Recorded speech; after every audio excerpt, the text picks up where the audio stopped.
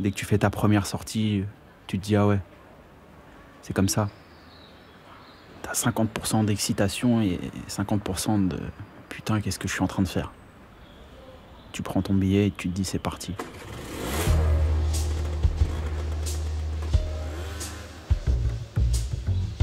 T'es lancé. 1 client, 2 clients, 3 clients, 5 clients, 25 clients, 30 clients.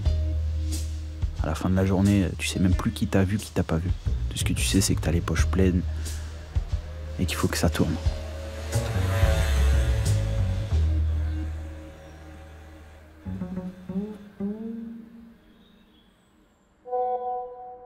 Nouvelles invitations disponibles, rien à voir avec les dernières.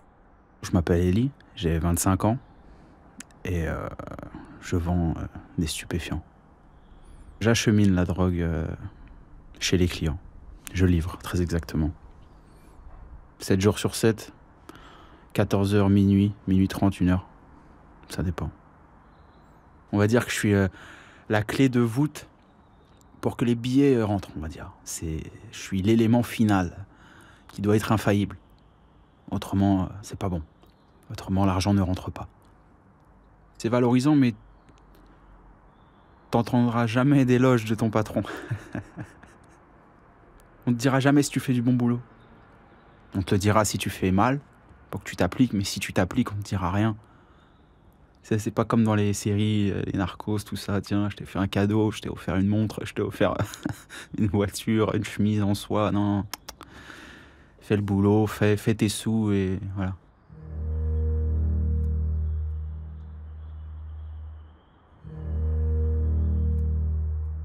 C'est dangereux parce que je m'expose à des peines.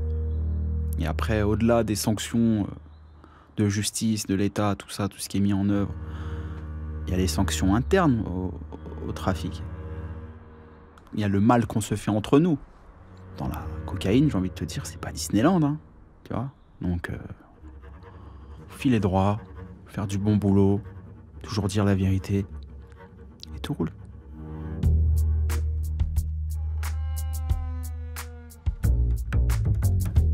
Un gramme de cocaïne, c'est 70 €. Moi, dessus, je prends 10 €. Si la livraison est loin, je vais prendre 20 €. Plus on va multiplier les grammes par commande, plus je vais prendre de l'argent sur la livraison. 1 kilo de cocaïne, ça coûte entre 28 000 € et 33 000 €. 35. Tu multiplies ton bénéfice par 2. Tu comptes, hein, ça fait presque 70 000 €. Dans une vingtaine de jours, le kilo, il peut partir. On va le détailler en grammes. Pas exactement en grammes. C'est 0,96, 0,98. Jamais 1. L'illusion, c'est que le 1 gramme, c'est le plastique. Voilà, qui arrondit le chiffre.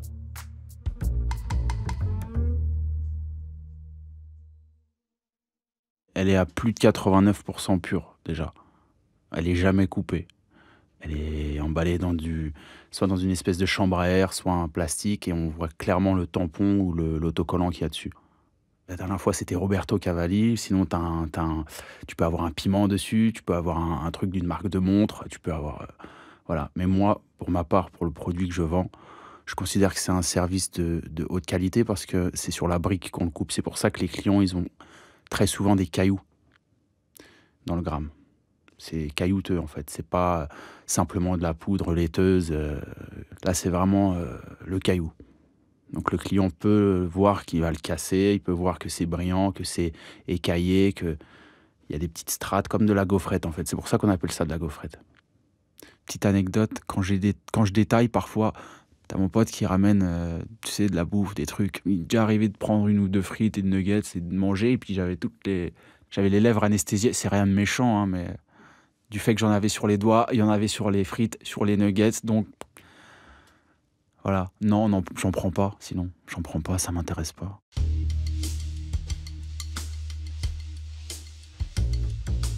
On détaille que en grammes. C'est-à-dire qu'à la fin, on se retrouve avec, je sais pas, t'as détaillé 300 grammes, bah t'auras 300 bonbons. Et ensuite, je stocke ça chez moi. Je connais mes horaires, donc je prépare ma bonbonne avant de commencer. Ça limite les allées et venues, ça limite les gens des intermédiaires pour me ramener, pour acheminer ici et là. Donc c'est plus pratique.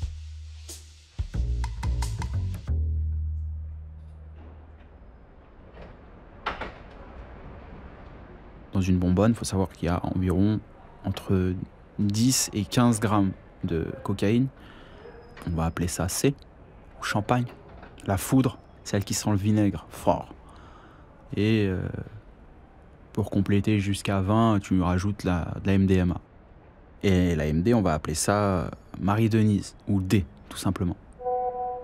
Salut, c'est Chums. Comment vas-tu? Juste pour te dire que je suis de retour avec Caroline et Madeleine. À bientôt. En gros, tu as 20-22 grammes sur toi.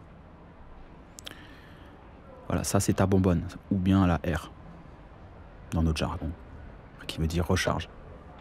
Je me lève tôt le matin, j'ai l'impression de vivre ma journée. On n'est pas dans la drogue là, tu vois. Je suis chez moi, je mets ma télé, je fume tranquille, je fais mon petit déj, je me douche, je m'habille, tout est prêt. Mon casque il est chargé, il y a de la batterie dans mon kit main libre. Mon téléphone il est chargé, j'ai mon câble USB avec moi que je peux brancher sur le scooter. Ma recharge, c'est-à-dire ma bonbonne, elle est faite. J'attends le top départ. Généralement c'est midi ou 14h grand max. Ça dépend vraiment à quelle heure le mec de la cabine allume le téléphone.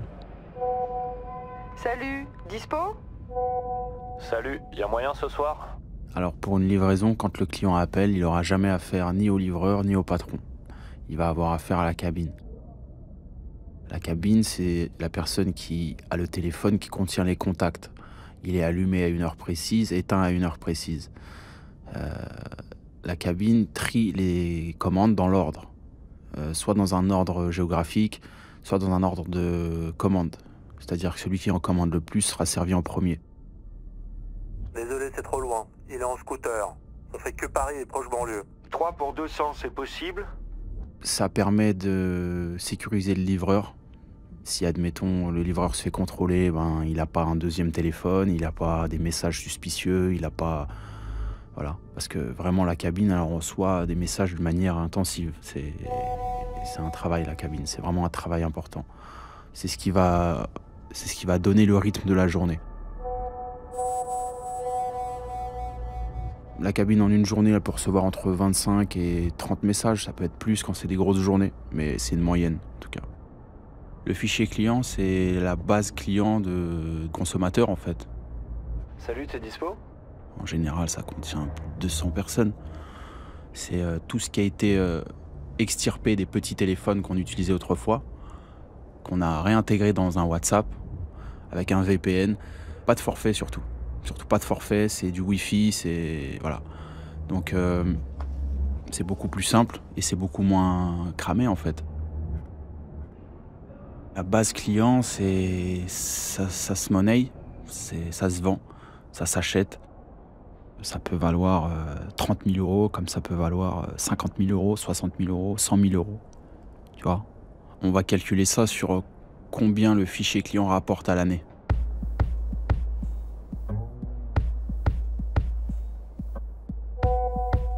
Yo, c'est Ali, joyeux Noël, il y a du nouveau. Le consommateur, pour qu'il reçoive sa drogue, c'est très simple. Il a le numéro, suite au message qu'on lui a envoyé. Yo, de retour pour cette nouvelle année, avec du vraiment très lourd. Champagne, à bientôt. Il connaît les horaires, vu qu'on lui a mentionné les horaires dans le message. Il envoie son message, son adresse, son code. Bonsoir. Possible ce soir dans le 17e? La quantité de ce qu'il veut, et ce qu'il veut exactement, parce qu'il y a aussi MDMA. Adresse et code, s'il te plaît. 148 boulevard Jean Jaurès, Boulogne. Il t'en faut combien? J'en veux 2, stop. La cabine envoie un message au livreur. Le livreur fait un retour à la cabine sur combien de temps il va mettre à faire l'adresse. Et à ce moment-là, la cabine avertit le client. Salut, t'as de la news de ton livreur? Là, dans 40 minutes, mec. Ok, pas de problème, merci. Il arrive pas ton gars? Il a encore 2 courses et il arrive. Ok, cool.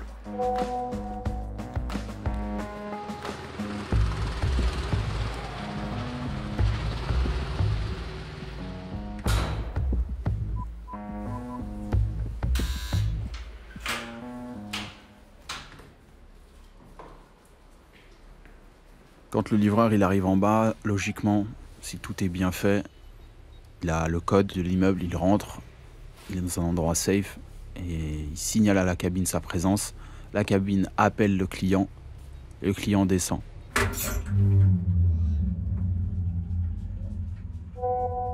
Il est là. Ok, je descends.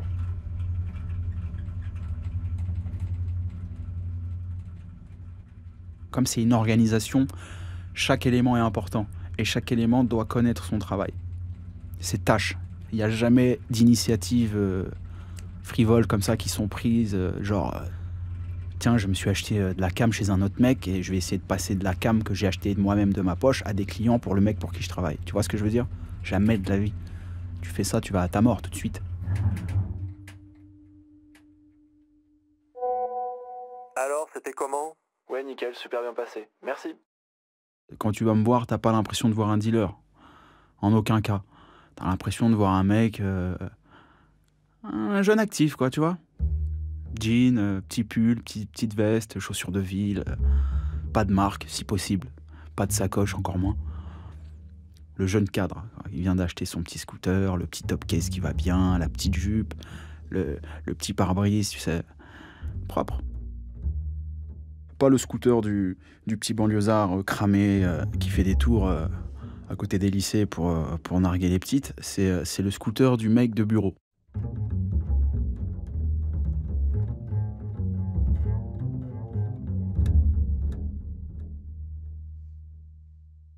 Dans la vraie vie, je suis réservé.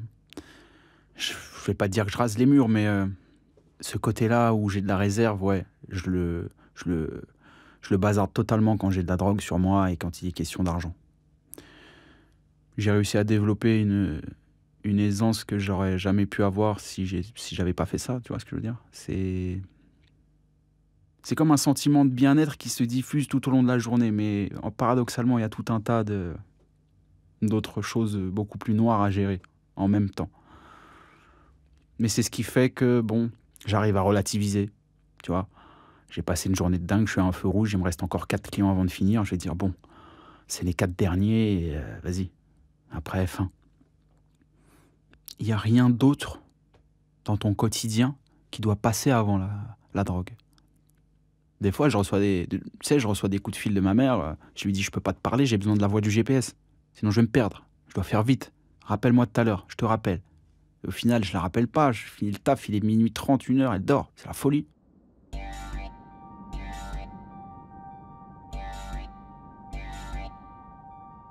J'ai vu la porte où je devais accéder. Évidemment, je ne vais pas m'arrêter juste en face, ni sur le même trottoir. Je vais aller me mettre à côté d'un mec qui gare son scooter. Limite, je vais essayer de le tchatcher ou je vais faire comme lui, il est en train de faire, trifouiller dans son coffre, faire genre que je vis une vie normale. Je ne suis pas pressé pour aller livrer un client, tu vois. Si tu sais te camoufler, si tu sais t'attribuer des qualités, des pseudo-modes de vie pour passer, pour serpenter un peu dans tout ça. Moi, je sais que par exemple, quand je suis au feu et qu'il y a un petit merdeux qui est à côté de moi en scooter Vespa, que son phare il marche pas, il n'y a pas de clignot, son rétro il est à l'envers, il est en survêt avec une sacoche, je me dis mais c'est magnifique. Pourquoi? Parce qu'il va partir devant moi, je vais partir après lui. Mais s'il y a un contrôle à faire, c'est lui qui vont attraper, c'est pas moi.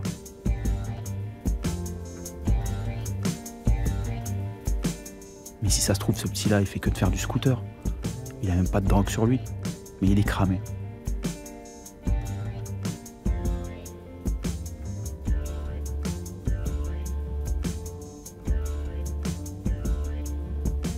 Tu peux rouler sur Paris, faire 100 mètres et tu peux voir 5 livreurs en scooter.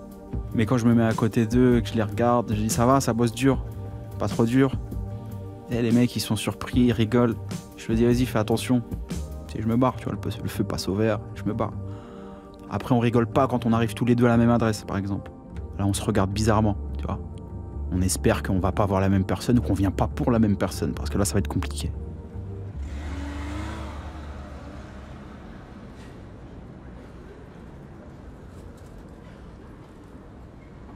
Douzième, 9e,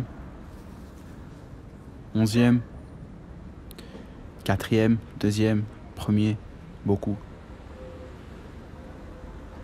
C'est un peu tous les arrondissements de Paris, autant les quartiers propres, où t'as 3 caméras sur 100 mètres, ou alors ouais, des trucs comme Pigalle, des petites rues, tu sais, malfamées là-bas. Après, tout ce qui est arrondissement un peu malfamé, où il y a des zones un peu malfamées, j'ai envie de te dire, il y a déjà de la drogue là-bas. Donc les mecs, ils ont déjà une puissance d'attraction, c'est-à-dire que les clients sont en bas de chez eux, tu vois ce que je veux dire? Nous, en banlieue, c'est une autre dynamique. On a été les chercher, les clients, un par un. Parfois, ces clients nous ont ramené 2, 3, 4 têtes en plus.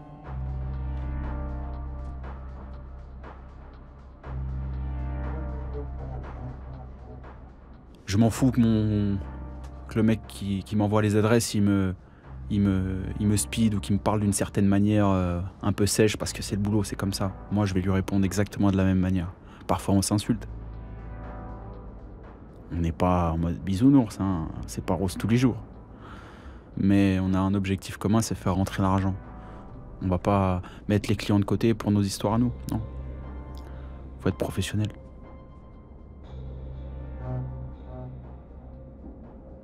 On va parler par message et on va se dire des choses qui sont uniquement utiles. Par exemple, quand je vais arriver à l'adresse, je vais juste lui envoyer là. Tu vois, 2 lettres. Il sait ce qu'il a à faire. Il est en bas. Il appelle le client descend, je vois le client. Vas-y, je descends. Je me sens plus vivre dans ce travail. J'ai déjà travaillé légalement, j'ai déjà eu des fiches de paie, j'ai cotisé, j'ai des Pôle emploi, tout ce que vous voulez, mais ça, c'est un moule qui te tue. C'est la petite mort pour moi. À l'époque où j'étais encore au lycée, j'étais en lycée général ES, et je faisais un truc qu'on appelait SES, Sciences économiques et sociales. Maintenant, ça a changé, c'est un autre nom. Et le prof avait parlé des classes sociales, et il disait que quand on était issu de parents donc ouvriers ou de classe modeste, on avait 90 et quelques % de chances de finir dans le même carcan, en fait. Et il l'a dit avec tellement de normalité que je me suis dit que c'était pas possible, en fait. Je me suis dit: «Non, il peut pas dire ça comme si c'était un fait avéré, comme s'il savait ce que j'allais devenir, comme si...» Donc c'est rentré dans une oreille, c'est ressorti de l'autre, et je me suis dit: «Non, c'est pas possible, c'est pas possible». Je pense pas que ce soit vrai ce qu'il ait dit, en tout cas. Enfin, pas pour moi. Moi, mon père, quand j'étais petit, je voulais être maçon comme lui, mais il me disait: «Non, faut pas être maçon». Et en fait, maintenant, je me dis: «Ouais, faut pas être maçon». Ma mère, elle a travaillé dans la grande distribution pendant des années, elle s'est cassé le dos, elle était en arrêt maladie, ceci, cela, incapacité de travailler. Ce que j'appelais tout à l'heure la petite mort. Mais moi, je refuse. Moi, je peux pas. Je ne peux pas. C'est pas possible.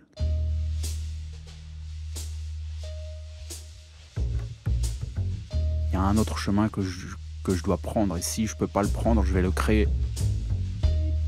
Si demain j'arrive à créer une spirale légale pour m'en sortir, je vais y foncer la tête la première, mais il faut que mes intérêts soient plus élevés que ceux des autres. J'ai pas envie de bosser pour quelqu'un que je connais pas, pour un patron que je verrai jamais, un RH qui m'a reçu une fois dans son bureau, qui n'a aucune considération pour mon profil, pour mes aptitudes, mes compétences. Ça, c'est... Je préfère aller vendre la cam, hein. Je vais pas mentir. À suivre sur arteradio.com.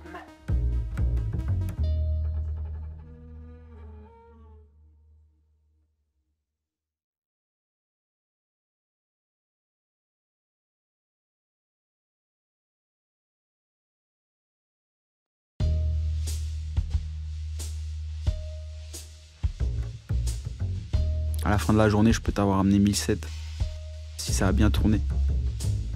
Et je peux faire 2 allers-retours dans la journée où j'avais 1700 € sur moi, et au final, on se retrouve avec 4000 et quelques. À la journée, ouais, ça peut faire beaucoup.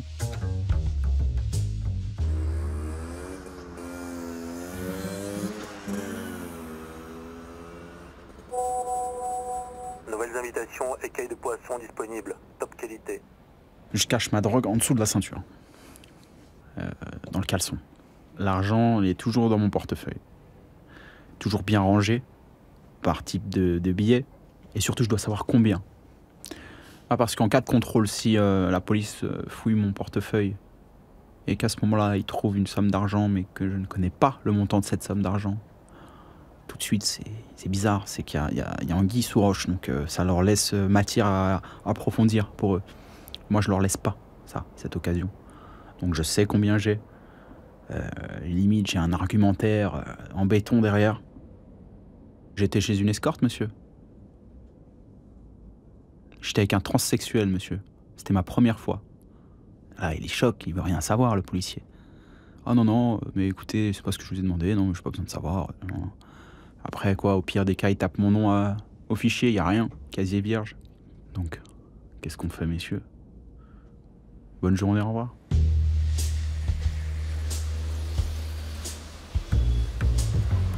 Il faut avoir aussi un peu de jugeote et d'imagination. Il faut que ce soit cohérent à la fin. C'est sûr que si tu bégayes, tu vas vite te retrouver au poste.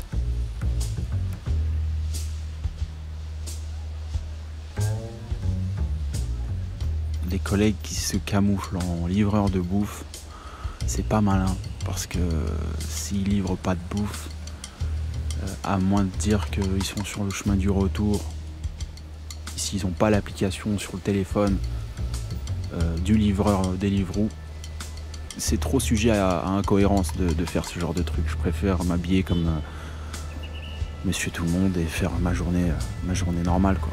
Vraiment passer inaperçu.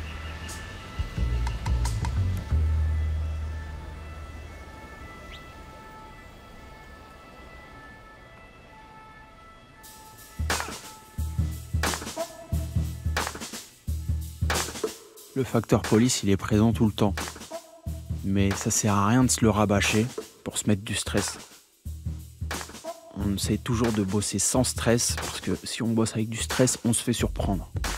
On oublie certains paramètres à prendre en compte, on oublie la vivacité, on oublie de faire attention. Après, il y a des règles. J'ai jamais eu affaire à eux. Ils nous gênent pas. Ils ne me gênent pas.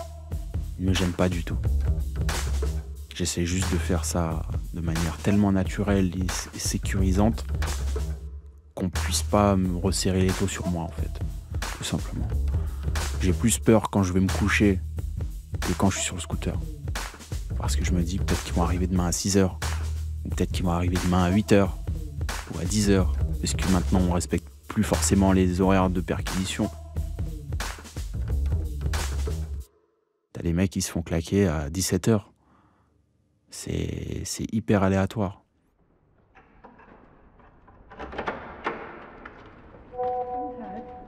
Désolé, on a du monde. Il arrive dans 1 heure. Je suis le dernier point de passage de la drogue à la narine du client. Je suis obligé d'être irréprochable. Ok, merci. Quand le client, il est même suspicieux, il est douteux parce qu'il a eu une mauvaise expérience avec un autre dealer, il est pas trop chaud, il voulait t'en prendre 2, mais finalement il va t'en prendre qu'un. Je lui dis écoute, regarde, tiens, prends-le, goûte devant moi. Je reste là. Tu me fais ton feedback tout de suite. J'ai pas peur, je sais ce que je te vends, vas-y. Généralement il l'ouvre, il la sent. Et il te dit c'est bon, tout de suite. Il te dit non, c'est bon. J'ai pas besoin de... Tiens, mets-moi en 2. Vu que tu peux pas exposer ton produit pour le vendre, c'est toi qui le renferme, ton produit. Il faut que tu sois attrayant, il faut que tu sois mystérieux, il faut que tu les flattes un peu, tes clients, il faut que t'es sympa avec eux, tu fais le mec amical et tu te décharges en même temps de problèmes. Parce que tu pars de chez toi avec beaucoup de problèmes. Moi, j'appelle ça des problèmes, la bonbonne. Je pars de chez moi avec des problèmes et je rentre sans problème.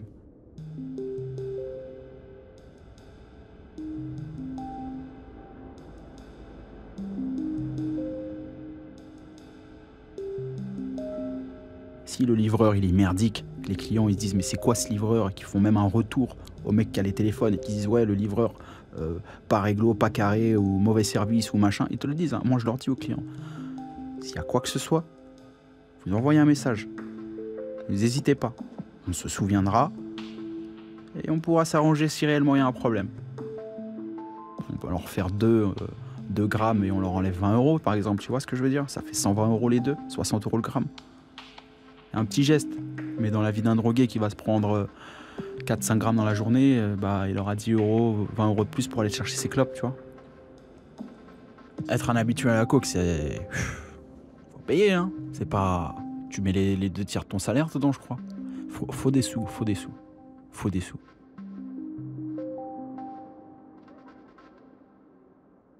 Si tu prends 1 gramme par jour, t'es déjà à 2100 euros en un mois. Ça va pas forcément se passer en 1 gramme par jour, mais dans la semaine, il va t'appeler 2 fois pour 3 grammes. Je peux même pas te garantir que ça leur apporte du bonheur. Je crois que ça leur apporte juste une satisfaction sur l'instant. Mais t'en as d'autres, c'est pour la performance au travail professionnel, tu sais, ils misent tout là-dessus parce qu'ils ont commencé avec, qu'ils ont été performants avec et que demain, ils pensent que s'ils arrêtent, ils seront plus performants. Donc c'est comme si c'était devenu intrinsèque à eux-mêmes.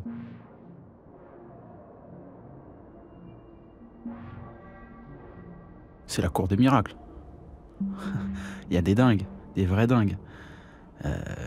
Ça peut être le banquier qui est là, qui a absolument besoin de sa cam. Il est prêt à te laisser sa carte bleue avec son code et il te dit ramène-la moi dans 2 jours. Et c'est des gens qui peut-être dans la rue m'auraient jamais adressé la parole, on ne se serait jamais croisés. Mais ce qui fait que je suis devant eux, c'est la drogue, peu importe. Pour la plupart, ils sont tous impatients. Faut savoir que la drogue, ça te met dans un état d'impatience. Ils sont parfois tyranniques. Hein, t'arrives chez eux, après 25 minutes de retard, ils sont énervés. L'accueil n'est pas toujours très agréable. Mais c'est une petite gymnastique après, tu vois. C'est la programmation neurolinguistique. Tu parles avec eux comme si c'était des enfants. Qu'ils étaient en manque de sucre et tiens, le bonbon.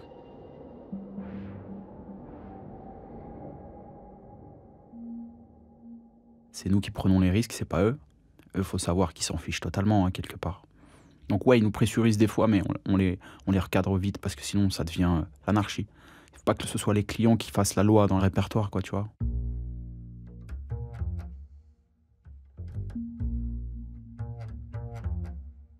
C'est des gens qui vont vivre leur journée à fond la caisse et à la fin, une fois qu'ils rentrent chez eux, ils se disent « Ah putain, j'ai oublié ou j'ai pas ce qu'il me faut ». Putain, ils appellent, sauf que c'est vendredi soir, par exemple. Mais vendredi soir, t'as un tas d'appels, on peut pas te faire, on peut pas venir te voir. Il y a trop de monde. Il faut appeler vendredi à midi. Si tu veux être le premier, appelle direct, dès que le service ouvre.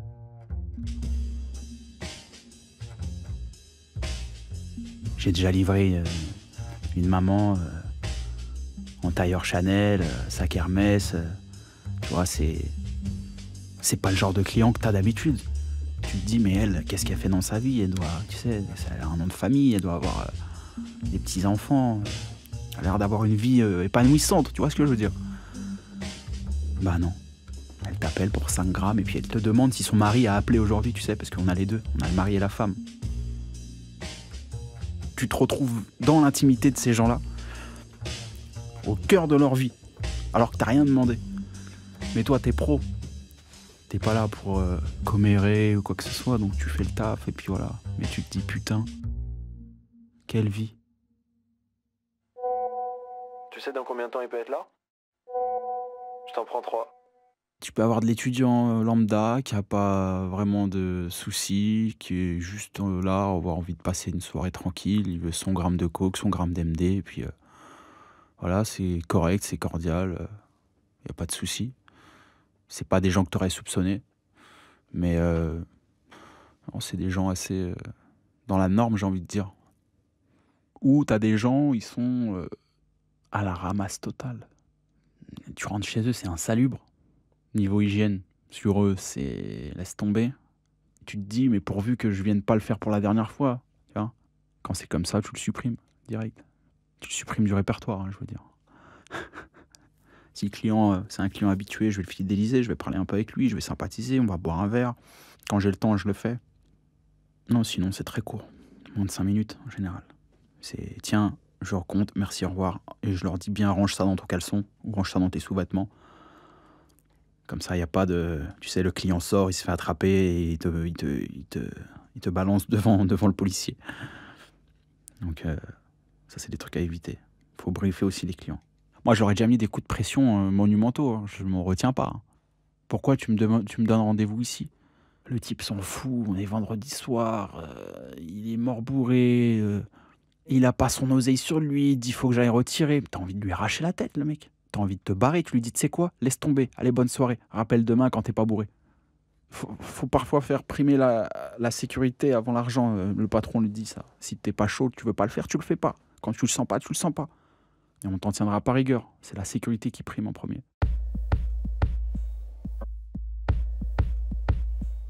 Qu'est-ce que ça m'a appris d'autre? Qu'il faut surtout pas se fier aux apparences. Déjà, tu le sens dès que tu passes la porte. Je livre, c'est en pleine partouze, là. Au bout du couloir, il y a une porte qui vient de se fermer. J'ai vu des gens avec des attirails, des tenues, des trucs, et je sais que ça s'envoie, tu vois. Évidemment que je suis pas là pour rien. J'ai mon rôle à jouer dans tout ça. C'est particulier.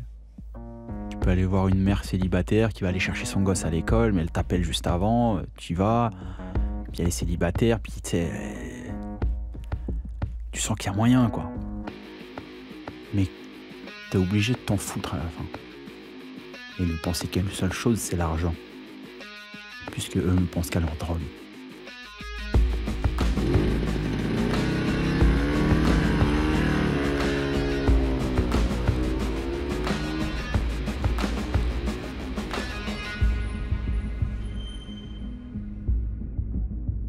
Ça va faire 4 ans que je fais ça.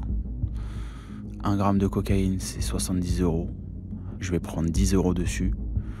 En moyenne, je prends mes 150 €, 200 € au jour.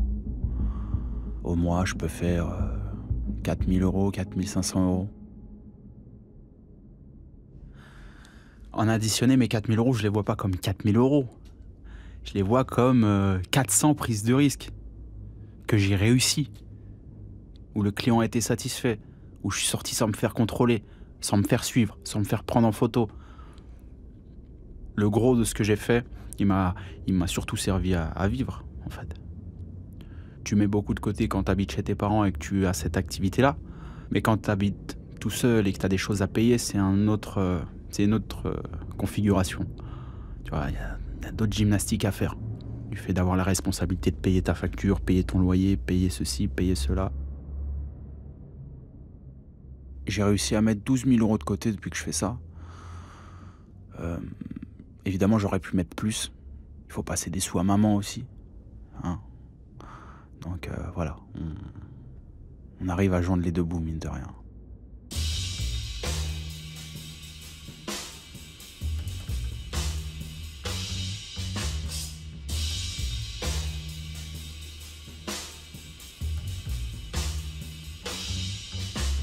Pour, entre guillemets, blanchir l'argent. Alors, blanchir, c'est un grand mot. C'est même pas blanchir, c'est même pas un micmac, c'est pas un truc comme ils font les grands gangsters en col blanc. C'est tout simple. T'en as qui parient. Tout ce qui est Paris 11 Sport, l'auto-foot, côté match, tout ça. Et ben moi, je leur achète leur ticket. Je leur rajoute un billet en plus, tiens. Moi, je prends mon ticket, hop, Française des Jeux. Je vais au bureau de tabac. Merci, au revoir. J'ai gagné mon argent parce que j'ai fait un pari. Moi, j'y connais rien au foot, hein, je te dis ça, mais le sport, je suis pas. J'ai même jamais parié. C'est pour te dire.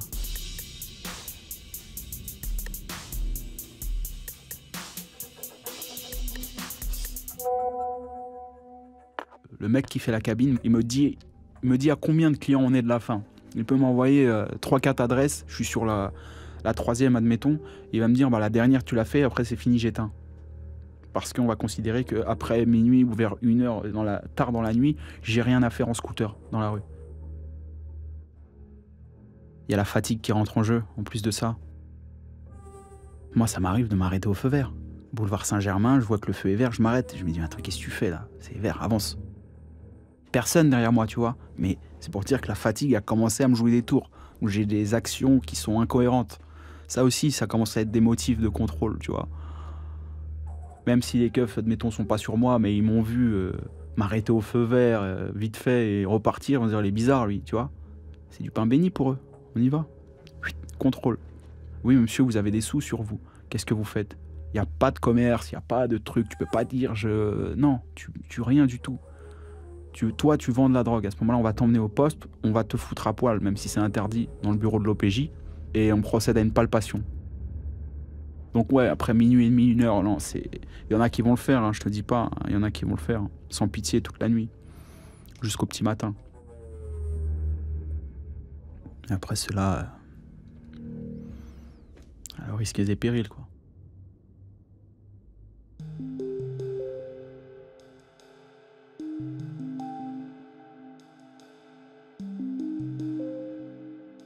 C'est mieux que personne sache.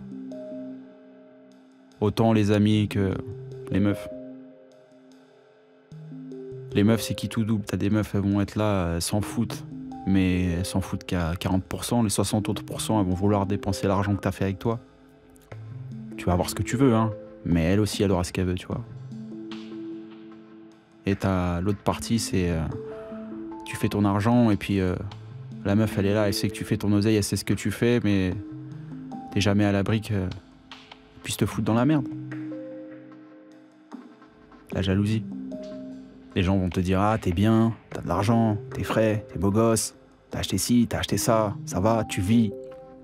Tu vis. Non, moi, je meurs. Pour tout ça, tout ce que j'ai sur moi, tout ce que j'ai fait, je meurs. Quotidiennement, je meurs un peu. Donc après, ouais, le fossé, il est profond, hein, entre les deux. C'est comme ça, c'est comme ma paire de baskets, la solitude, je l'ai toujours avec moi. C'est ma pote, ma pute, elle me charme en public, comme dirait Rof. Je crois que le plus dur, ce sera de s'arrêter avant la fois de trop. Parce que plus tu en fais, plus tu as de chance d'eux. J'ai autant de chance de finir blindé avec ça que de tout perdre. Si ça se trouve, mon argent, il va jamais servir à concrétiser un projet, il va servir à assumer un coup dur. Qui sait? C'est une danse de funambule, en fait.